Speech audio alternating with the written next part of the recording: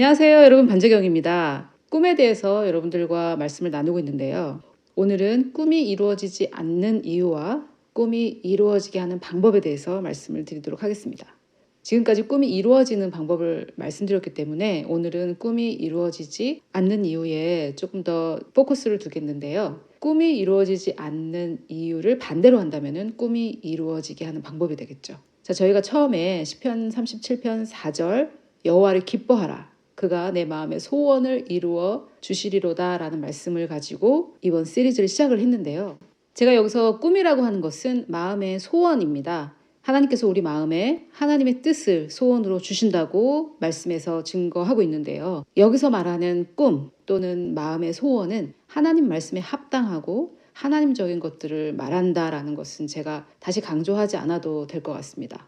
자, 원래 이 메시지를 나눌 때 순서는 다양할 수 있겠지만은 보통은 원리를 먼저 말씀드리고 결론을 말씀을 드립니다. 그런데 이것은 좀 지루할 수가 있습니다. 연역법, 귀납법 이런 것들의 차이인데 저는 결론 먼저 말씀드리고 원리를 설명하고 있습니다. 자, 로마서 1장 21절은 꿈을 이루는 것에 관한 구절 중에 하나입니다. 이 구절이 왜 꿈을 이루는 것과 관련이 있는가? 이 원리도 설명을 드려야 하는 내용인데요. 저의 영상 중에 마음과 관련된 영상들에는 이 설명이 여러 번 반복되어 나오고 있습니다. 그것을 좀 참고하시면 좋겠고요. 차후에 제가 또 계속해서 설명을 드릴 예정입니다. 꿈을 이루는 것과 마음이 관련되는 이유는 우리의 생각과 마음이 꿈을 제한할 수 있기 때문입니다. 제한하고 있기 때문에 또 사실은 가능하게 하는 것도 우리의 마음과 생각이라고 보시면 되겠습니다. 그래서 우리의 꿈을 이루어 주시는 것은 궁극적으로는 하나님이지만 우리의 꿈을 제한하는 것은 하나님도 아니고 주변 상황도 아니고 타인들도 아니고 바로 우리의 마음과 생각입니다. 그래서 우리 신약의 성도들은 이미 하나님께서 우리 영안에 주신 구원, 즉 구약의 언어로는 형통과 승리로도 번역할 수 있는 이것을 오랫동안 묵상함을 통해서 우리의 마음과 생각을 변화시켜서 하나님의 뜻이, 우리 안에 있는 하나님의 뜻이 입증되는, 이 실생활에서 입증되는 것을 꿈을 이루는 것이라고 할 수 있겠습니다. 자, 그래서 이 꿈을 이루는 것과 마음과 생각은 굉장히 깊은 연관이 있는데요. 그것을 잘 설명하는 것이 바로 이 로마서 1장 21절이기 때문에 이 구절을 계속해서 집중해서 깊이 있게 설명을 드리고 있습니다. 자, 하나님을 알되 하나님을 영화롭게도 아니하며 감사하지도 아니하고 오히려 그 생각이 허망하여지며 미련한 마음이 어두워졌다고 이렇게 말하고 있는데요. 하나님은 곧 하나님의 뜻이고 하나님의 뜻은 하나님의 말씀에 잘 나타나 있는데 우리가 하나님의 말씀을 영화롭게 했다면, 즉 하나님의 말씀을 가장 높인다면 다음과 같은 말씀들을 믿었을 것이기 때문에 꿈은 이루어질 수밖에 없죠. 이런 말씀들이 있습니다. 예수께서 이르시되 할 수 있거든이 무슨 말이냐? 믿는 자에게는 능히 하지 못할 일이 없느니라. 여기에서 능히라고 번역된 것은 가능하다 할 때 그 능인데요. 그러면 이렇게도 우리가 볼 수 있겠죠. 믿는 자에게는 불가능한 일이 없다, 이런 말이죠. 그래서 우리가 믿을 때 불가능한 일이 없기 때문에 이런 말씀을 믿었다면 우리의 꿈은 벌써 이루어졌겠죠. 빌보서 4장 13절입니다. 내게 능력 주시는 자 안에서, 킹제임스는 내게 능력 주시는 자를 통해서라고 번역했는데요. 두 가지가 크게 차이가 있는 것 같지는 않습니다. 내가 모든 것을 할 수 있느니라. 자, 내가 모든 것을 할 수 있다면 내 꿈도 이루어졌겠죠. 그래서 내가 그분 안에 있을 때 내게 능력 주시는 자를 통해서 나는 모든 것을 할 수 있다라는 것이 내 마음에 깊이 있게 진리로 심겨졌다면 우리의 꿈이 이루어지는 것은 분명히 가능한 거라고 볼 수 있겠습니다. 또 마가복음 1장 23절에 보면 마음에 의심하지 아니하면 우리가 말한 것이 그대로 된다고 나와 있고요. 또 요한일서에 보면 이 모든 것에 대한 조건을 소개하고 있는데요. 우리의 마음이 우리를 책망할 것이 없으면,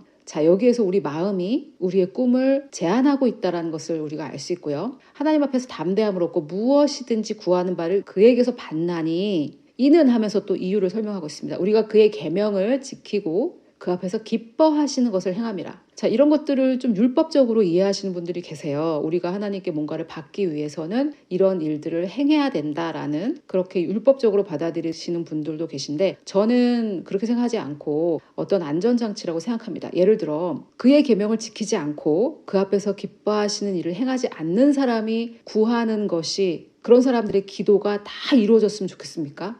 우리 자신에게 질문을 해보면 됩니다. 마음에 책망할 것이 굉장히 많고 하나님의 계명은 지키지도 않고 하나님께서 기뻐하지 않는 삶을 사는 사람이 기도하는 것보다 다 이루어진다면 세상이 어떻게 되었을까요?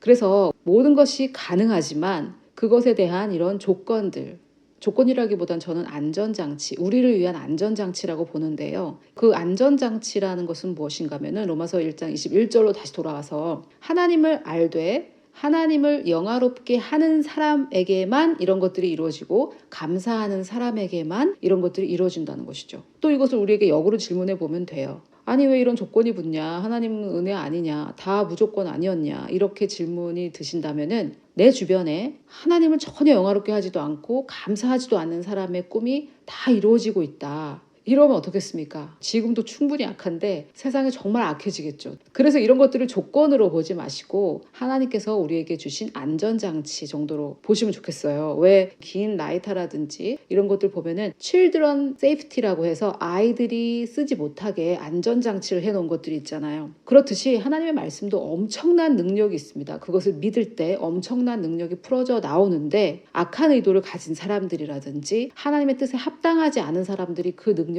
사용했을 때 오히려 의로운 자들이 피해를 많이 보겠죠. 그래서 이런 안전장치들이 있습니다. 오늘은 하나님의 약속과 더불어 그 안전장치에 대해서 배우는 그런 시간이라고 생각해 주시면 좋겠습니다. 자, 영화롭게 하다라는 뜻은 이 원어를 보면 크게 하다, 확대하다 이런 뜻인데요. 더 쉽게 표현하면 돋보기로 작은 것을 크게 보게 하는 거죠. 또 어떻게 쓰이냐면 작은 문제를 크게 확대하다 할 때 그때도 이 단어를 씁니다. 아니 그렇게 별일 아닌 걸 왜 그렇게 크게 확대하세요? 이렇게 쓸 때. 그러나 하나님은 우리가 아무리 크게 여겨도 원래 하나님의 광대하심보다 우리가 더 그분을 크게 하지는 못합니다. 이것에 대한 증거의 말씀으로 에베소서 3장 20절을 들 수 있는데 우리 가운데서 역사하시는 능력대로 이것도 하나의 안전장치인데 오늘은 이것을 설명해 드릴 시간은 없고요. 우리가 구하거나 생각하는 모든 것에 여기 생각한다라는 말을 imagine이라고 표현했는데 우리가 상상하는 것 우리가 아무리 크게 상상을 해도 그것보다 첫째는 모든 것에 둘째는 더 셋째는 넘치도록 넷째는 능히 하실 이가 바로 하나님이시기 때문에 우리가 아무리 하나님을 크게 확대하고 광대하게 하더라도 원래 하나님의 크기에 도달하지 못합니다. 그래서 문제는 하나님 쪽에 있는 것이 아니라 우리 쪽에 있는 것이죠. 하나님은 이렇게 우리가 구하고 바라고 하는 것보다 모든 것에 더 넘치도록 능히 하실 수 있는 분인데 하나님께는 문제가 없어요. 문제는 우리 쪽에. 그런데 이런 것들을 또 아이고 그래 또 내가 문제가 있단 말이지 이렇게 받아들이지 마시고 긍정적으로 받아들이시면 좋겠어요. 사실 나에게 문제가 있다는 것이 팩트고 하나님께 문제가 있다는 것보다는 내게 문제가 있는 게 더 낫죠. 그게 진실이고요. 하나님께 문제가 있으면 우리가 어쩔 겁니까? 하나님을 어떻게 변화시켜요? 그분은 어제나 오늘이나 영원토록 동일하신 즉 변하지 않으신 하나님인데 우리가 어떻게 하나님을 변화시켜요? 아, 참 예전에 이런 책들이 있었죠. 하늘 문을 여는 기도, 보좌를 흔드는 기도. 아, 지금 생각해보면 좀 엄청나죠. 내가 도대체 누군데 하늘 문을 열고 주님의 보좌를 움직입니까? 하늘문은 예수님께서 세례를 받으실 때 열렸고요. 그 뒤로 닫혔다는 기록이 없습니다. 하늘문은 열려 있고 하나님에게는 문제가 없고 그분을 움직이실 필요가 없어요. 그분은 이미 움직이셨습니다. 이제 우리가 우리 쪽에서 하나님께서 이미 하신 일을 끌어내는 그 일을 하면 되는 거죠. 자, 그러면 하나님을 영화롭게 하는 방법에 대해서 제가 생각한 것을 말씀드리고자 합니다. 하나님은 지금 나의 이 상황보다 크시다라고 하는 것이 바로 하나님을 확대하고 크게 하고 광대하게 하는 것, 즉 영화롭게 하는 것인데 왜 하나님이 이 상황보다 크시냐? 그것은 하나님의 어떠하심을 알았기 때문이죠. 자, 여러분, 부흥이라는 찬양이 있었어요. 여기 보면 주는 주의 일을 수년 내에 부흥케 하옵소서. 이 수년 내에 나타내시옵소서. 진노 중에라도 긍휼을 잊지 마옵소서라는 이 하박국 3장 2절을 우리가 자주 인용하는데 사실 하박국은 이해하기가 조금 쉽지는 않아요. 그 배경을 알아야 되고 또 하박국에는 주어가 잘 나오지 않고 다 3인칭으로 그라고 나오기 때문에 누구를 표현하는지 우리가 잘 모르거든요. 그래서 하박국 1, 2장을 이해해야 이 3장의 이 말이 무엇인지 알 수 있어요. 오늘 제가 그걸 다 설명드릴 수는 없고 서머리를 좀 하자면은 하박국이 1장에 이스라엘의 타락을 굉장히 안타까워하면서 정말 마음 아파합니다. 이것이 바로 선지자들의 심정이죠. 선지자들은 나라가 어떻게 되든지 말든지 상관없이 신선 노름을 하던 그런 사람들이 아니에요. 선지자들은 나라의 타락, 자기의 민족과 자기 나라의 타락을 자기 자신의 문제보다 더 크게 아파했던 사람들입니다. 그래서 하박국이 이스라엘 타락 때문에 하나님께 기도를 하는데 본인이 전혀 원치 않았던 답을 들어요. 하나님께서 이스라엘 민족보다 더 악했던 갈대아인들을 들어서 이스라엘을 치신다는 응답을 하십니다. 물론 이것이 구약의 모습이지만 하박국의 심정이 어땠을지 참 실감이 가네요. 지금 우리의 현 상황을 봤을 때도 그렇죠. 갈대아인은 이스라엘 백성보다 더 악한데 갈대아인을 들어서 이스라엘을 친다? 하박국이 이 응답을 듣고 악인을 들어서 의인을 치는 게 합당하냐고 질문을 합니다. 그랬더니 하나님께서 갈대아인들을 어떻게 처리하실지를 말씀해 주십니다. 여기서 하나님께서 갈대아인이라는 주어를 쓰지 않고 그라고 표현하고 계시기 때문에 우리가 이 하박국을 이해하는 것이 조금 어려웠던 거죠. 그래서 하나님께서 하신 말씀을 요약하면 내가 갈대아인들의 그 악함과 호전성을 사용해서 이스라엘 백성들을 징계하겠지만 갈대아인들의 그 악함을 내가 그냥 보고 있지 않겠다. 그들을 반드시 징계하겠다라고 말씀을 하십니다. 그래서 하박국이 그 얘기를 듣고 너무나 하나님 앞에 경외함이 생겨서 3장 2절에 여호와여 내가 주께 대한 소문을 듣고 놀랐나이다 이렇게 표현하는데요. 사실 여기에 이게 왜 소문이라고 번역이 됐는지 모르겠어요. 여러분 한번 생각해 보세요. 여러분들이 어떤 궁금증이 있어서 저의 계획에 대한 궁금증이 있어서 어렵게 저를 만나서 저하고 긴 대화를 합니다. 그래서 제가 저의 계획을 말씀을 드렸더니 이렇게 대답을 하시겠어요. 전도사님의 소문을 들으니까 정말 놀랍네요. 이렇게 얘기를 하시겠어요? 저하고 금방 대화를 했는데 1대1로. 그게 아니겠죠. 전도사님의 계획을 들으니까 정말 놀랍네요. 그 일을 빨리 이루어 주세요. 그 일을 빨리 하세요. 이렇게 얘기하겠죠. 그래서 여기에 소문이라고 번역된 것은 사실 킹 제임스에서는 하나님의 그 말씀, 금방 나에게 해주신 하나님의 그 말씀을 들으니 정말 놀랍습니다. 여호와여 주는 그 일을 주님께서 지금 말씀하신 그 일을 이 수년 내에 이루어 주시옵소서. 수년 내에 그 일을 나타내시옵소서. 그런데 이 하박국이 정말 놀라운 것이 자기가 정말 가슴 아파했던 이스라엘 백성을 처벌하라고 이렇게 하지 않고 진노 중에라도 긍휼을 잊지 마옵소서. 그리고 이 말은 사실 자신의 적인 갈대아인들에게도 해당이 되는 거죠. 하박국은 정말 하나님을 만났고 하나님의 마음을 들었기 때문에 이렇게 얘기할 수 있었다고 생각해요. 이렇게 하나님의 계획을 듣고 하나님이 어떤 분이신지 깨닫자 하박국이 이렇게 고백합니다. 나는 여호와로 말미암아 즐거워하며. 어디서 많이 들어본 얘기죠. 여호와를 기뻐하라. 그 말과 동일합니다. 나의 구원, 구약의 언어로 구원은 승리와 형통이라고 말씀을 드렸습니다. 나의 구원의 하나님으로 말미암아 기뻐하리로다. 이게 시편 37편 4절과 동일한 맥락으로 진행되고 있습니다. 19절에 주 여호와는 나의 힘이시라. 나의 발을 사슴과 같게 하사 나를 나의 높은 곳으로 다니게 하시리로다. 제가 작년에 변화와 도약에 관한 그 말씀 구절로 이것을 선택했는데 왜 주 여호와가 나의 힘이시고 왜 그분이 나의 발을 사슴과 같이 해서 나를 높은 곳에 다니게 하시는가? 그것은 하나님이 어떤 분이신 줄 알았고 하나님의 계획을 알았기 때문입니다. 그래서 하박국은 이제는 걱정이 되지 않습니다. 이제는 이 나라와 민족에 대해서 제가 걱정하지 않습니다. 지금 당장은 더 악한 무리가 덜 악한 무리, 즉 악인이 의인을 치는 것처럼 보이지만 하나님은 이스라엘을 회복하시기 위해 더 악한 갈대아인들의 호전성을 사용하실 뿐 그들을 반드시 징계하고 처벌하실 하나님이시라는 것을 제가 들었습니다. 그래서 나는 하나님 안에서 안심하고 주님을 기뻐하고 주님의 구원을 기뻐하겠습니다. 이렇게 고백을 하고 있는 것이죠.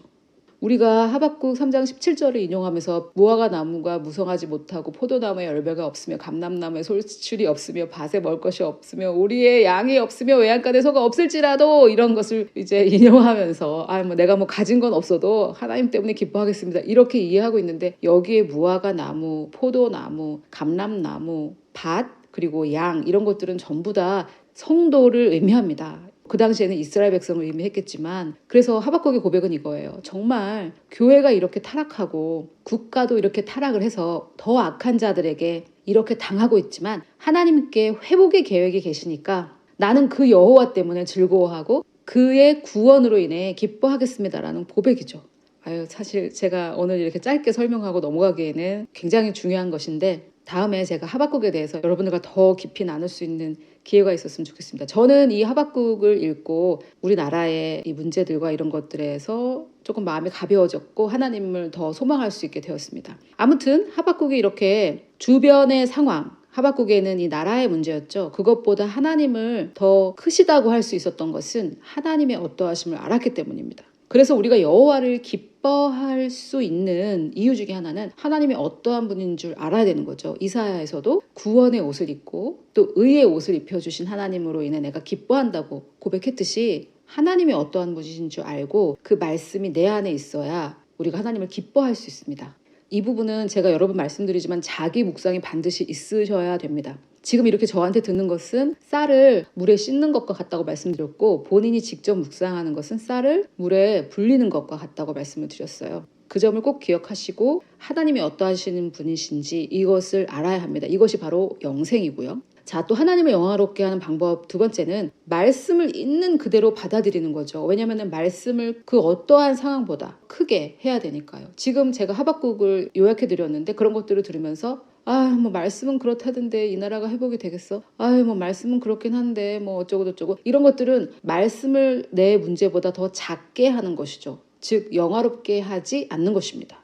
영화롭게 하지 않아요. 하나님을 영화롭게 하지 않는다라는 말이 바로 그런 말입니다.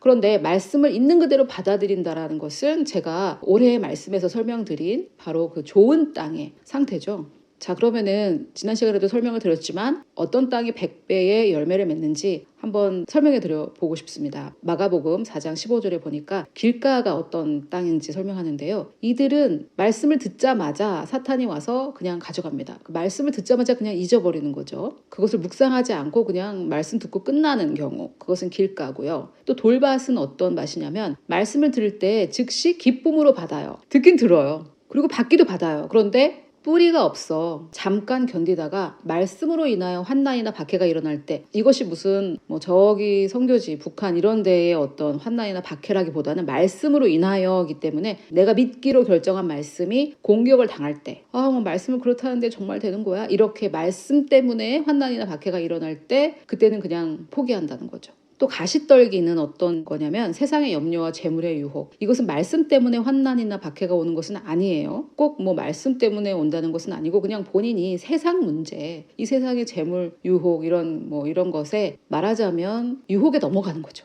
그래서 유혹에 넘어갔기 때문에 말씀이 결실하지 못합니다. 그런데 좋은 땅은 말씀을 있는 그대로 받아요. 그리고 우리가 생각해보면 말씀으로 인해서 환난이나 박해가 일어날 때도 그냥 가만히 있었겠죠. 넘어지지 않고. 또 재물의 유혹과 기타 욕심이 들어오지 못하게 했겠죠.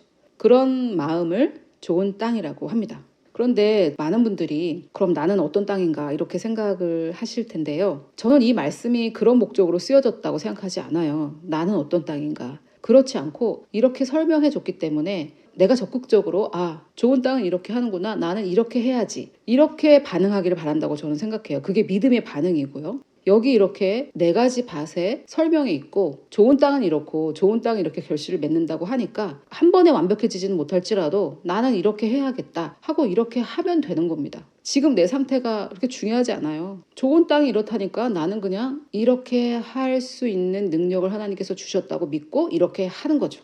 아멘? 말씀에서 이렇게 하라고 했으니까, 나는 성령이 내 안에 내주하시니까 나는 할 수 있다, 이렇게 반응하시면 좋겠어요. 자, 그래서 이것이 하나님을 영화롭게 하는 방법 중에 제가 생각해낸 건데, 이 상황보다 하나님이 크시다라고 고백하는 것과 두 번째는 말씀을 있는 그대로 받아들이고 어쩌고 저쩌고 가시밭 돌밭 이런 것과 상관없는 길을 가는 것. 자, 그 다음에 두 번째는 감사하지도 않는다라고 이렇게 말하는데요. 그러면 감사하는 구체적인 방법을 좀 말씀드리고 싶어요. 그런데 하나님을 영화롭게 하는 자들은 자연스럽게 감사를 하게 되겠죠. 그래서 고민할 필요는 없는 것 같은데 그래도 제가 여러분들께 구체적으로 설명을 좀 드리고 싶어요. 감사는 첫째 말로 표현하는 것입니다.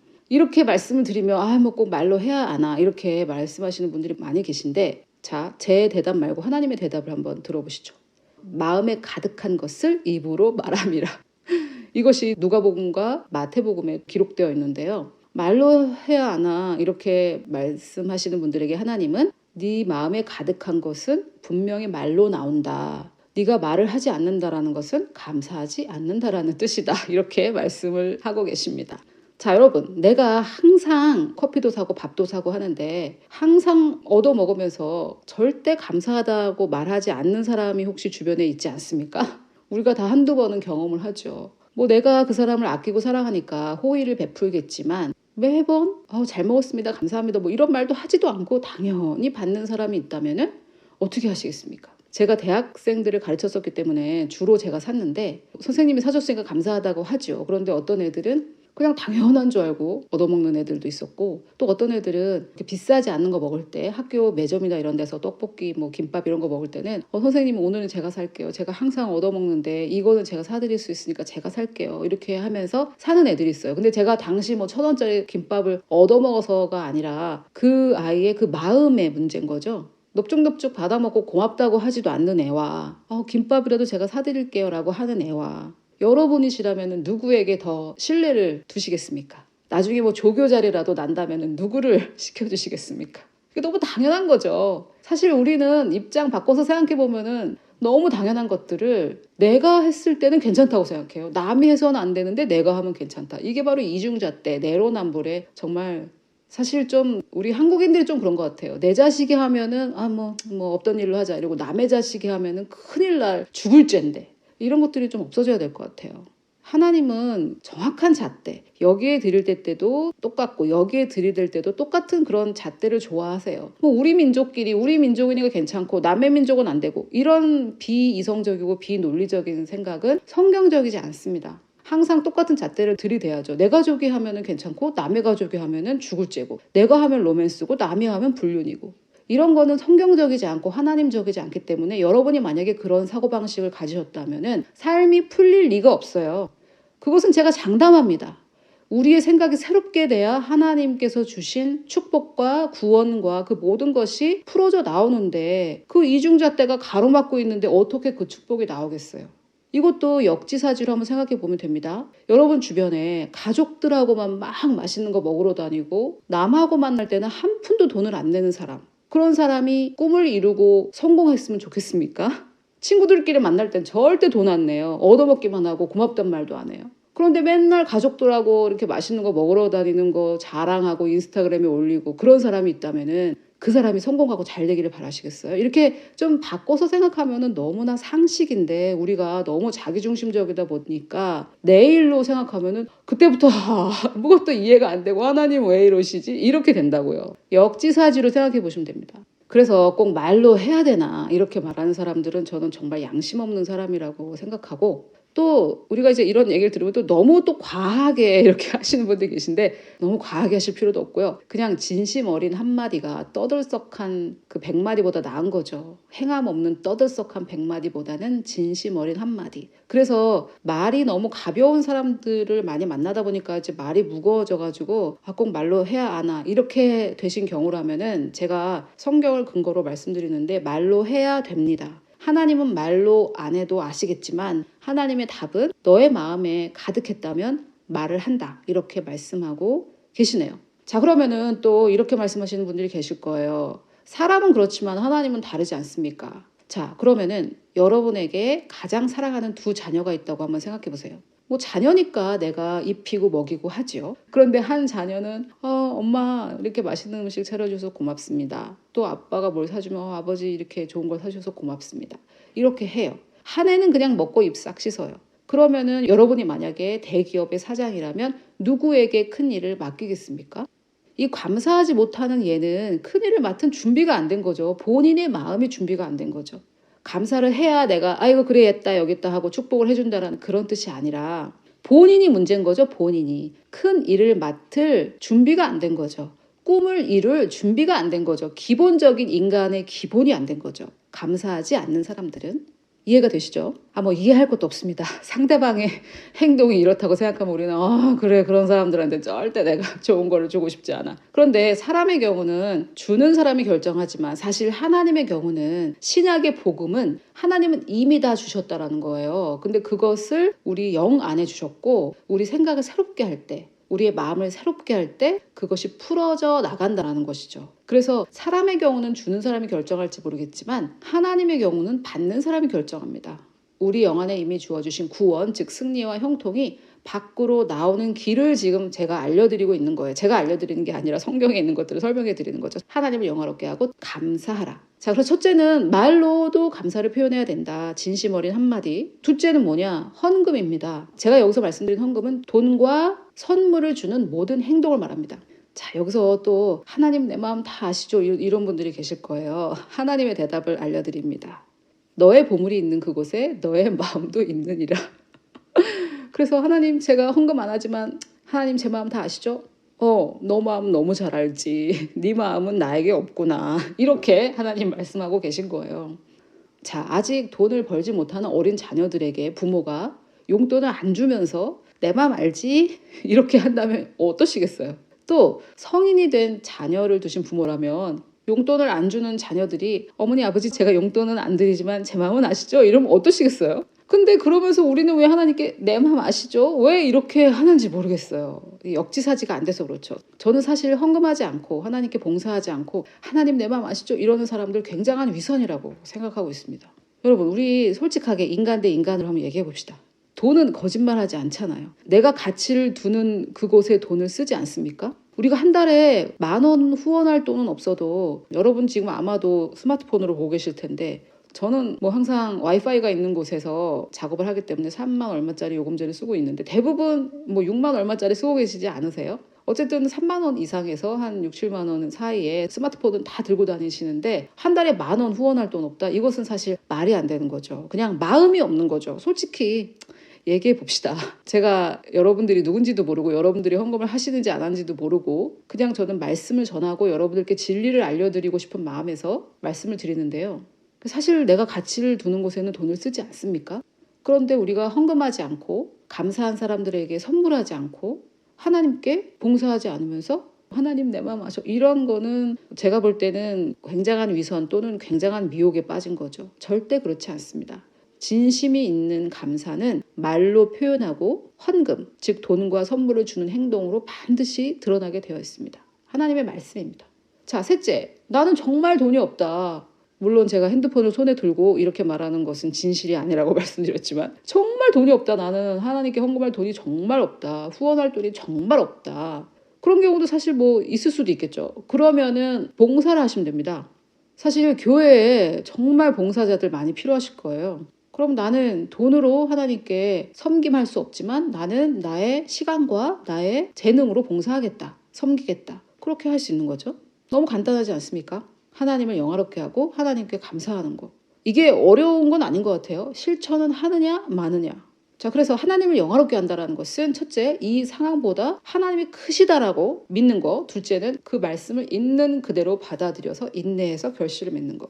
그 외에도 또 뭐 여러 가지가 있겠죠. 근데 제가 설명드리고 싶은 것은 이거 두 가지였고요. 하나님께 감사하는 건 뭐냐? 첫째, 말로 해야죠. 감사합니다. 하나님께 감사합니다. 말로 하고, 둘째, 헌금. 셋째, 헌금할 돈이 없으면 봉사. 영화롭게 하는 것은 자기 안에서 이루어지는 것이니까 우리가 확인할 수 없지만 두 번째, 하나님께 감사한다라는 것은 하나님께도 감사하고 사람에게도 나에게 많은 것들을 베풀어준 사람에게도 감사해야 되겠죠. 제가 이것을 말씀드리는 이유는 이 원리가 어쩌면 재정을 막고 있는지도 모르기 때문입니다. 이거 뭐 어려운 일 아니잖아요. 하나님께 말로 감사하고 또 나에게 좋은 것들을 베풀고 커피 한 잔 사주고 밥 사주는 사람한테 잘 먹었다, 감사하다라고 말하는 게 어려운 일이 아니잖아요. 저는 말로 감사 표현하지 않는 사람 중에 재정적으로 형통한 사람을 지금까지 단 한 명도 보지 못했어요. 그 왜 그럴까? 바로 이 원리를 생활에 적용하지 않기 때문이 아닐까. 그래서 이것을 적용했을 때 엄청난 재정의 축복이 여러분들의 삶에 풀어져 나온다는 걸 저는 알기 때문에 여러분들에게 말씀을 드리는 것입니다. 두 번째는 헌금. 헌금이야말로 못할 사람이 없어요. 왜냐하면 하나님은 퍼센트를 말씀하시잖아요. 1억 버는 사람들은 1,000만 원, 1,000만 원 버는 사람들은 100만 원, 100만 원 버는 사람들은 10만 원, 10만 원 버는 사람들은 10,000원, 10,000원 버는 사람들은 1,000원. 못할 게 없잖아요. 그런데 우리는 돈을 많이 벌면 11조가 너무 커져서 못하고 돈을 적게 벌면 돈이 너무 적어서 못하고 그것이 결국은 나에게 독이 되고 하나님이 주신 인간의 노력으로 올 수 있는 짜잘한 재정의 그런 것이 아니라 하나님의 능력으로 올 수 있는 엄청난 하나님의 재정의 길을 막고 있다는 거예요.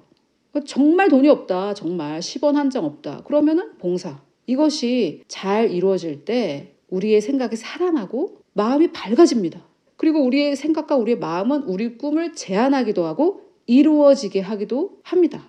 자, 그런데 여러분, 제가 오늘 여러분과 나눈 것은 특별할 것도 하나도 없고요. 너무 많이 알려져 있고 너무 쉬운 것이죠. 혹시 모르셨다가 오늘 깨달은 것이 있다면 그것이 하나님의 축복이 풀어지는 것, 즉 우리 꿈이 이루어지는 것, 우리 소원이 이루어지는 것과 굉장히 밀접하게 관련이 되어 있다.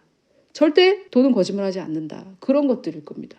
자, 그래서 오늘 꿈이 이루어지지 않는 이유에 대해서 말씀드리면서 그것의 역으로 어떻게 하면 꿈이 이루어지는지 그것도 함께 말씀을 드렸습니다. 이것은 사실 생각해보면 생각해볼수록 굉장히 중요한 말씀인 것 같아요. 우리의 마음과 우리의 생각에 직접적으로 연결이 되어 있는 실천 사항들이거든요. 하나님을 영화롭게 여기고 하나님께 감사하는 것.